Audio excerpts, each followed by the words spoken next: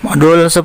Upaya hukum. Pengertian upaya hukum. Upaya hukum adalah hak yang diberikan undang-undang kepada pihak yang tidak puas terhadap putusan hakim untuk meminta pemeriksaan kembali demi keadilan dan kepastian hukum. Jenis upaya hukum. 1. Upaya hukum biasa diajukan terhadap putusan yang belum berkekuatan hukum tetap, belum inkrach. Macamnya: 1. Perlawanan verjet terhadap putusan perstek.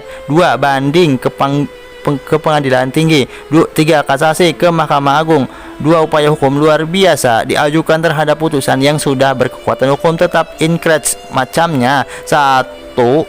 Peninjauan kembali PK ke Mahkamah Agung dengan alasan tertentu.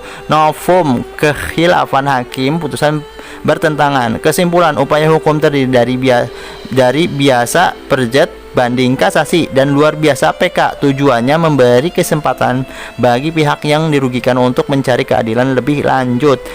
Pengertian upaya hukum melawan putusan. Upaya hukum melawan putusan adalah cara yang diberikan undang-undang kepada pihak yang tidak puas atau dirugikan oleh putusan hakim untuk meminta pemeriksaan ulang, baik melalui peradilan yang lebih tinggi maupun oleh Mahkamah Agung, bahkan terhadap putusan yang sudah berkekuatan hukum tetap, inkrach. Jenis-jenis upaya hukum melawan putusan. 1. Kasasi. Upaya hukum ke Mahkamah Agung terhadap putusan pengadilan tinggi, banding atau pengadilan tinggi pertama yang langsung dapat dimohon kasasi. Alasan kasasi: pengadilan tidak berwenang atau melampaui wewenang. 2. Salah menerapkan hukum. 3. Lalai memenuhi syarat prosedur.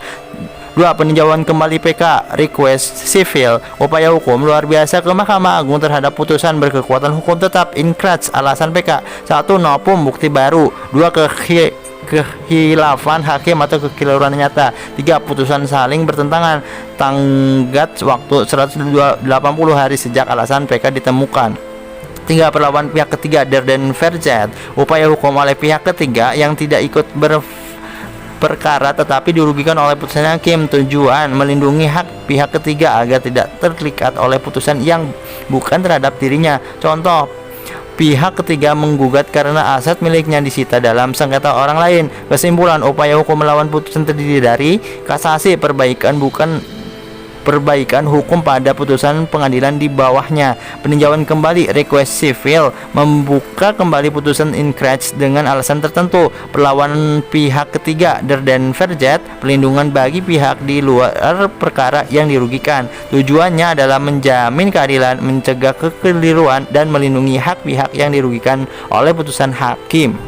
Upaya hukum melawan eksekusi dan penyitaan. 1. Pengertian. Upaya hukum melawan eksekusi dan penyitaan adalah cara yang diberikan undang-undang kepada pihak yang merasa dirugikan oleh tindakan eksekusi atau penyitaan benda untuk mengajukan perlawanan perjet.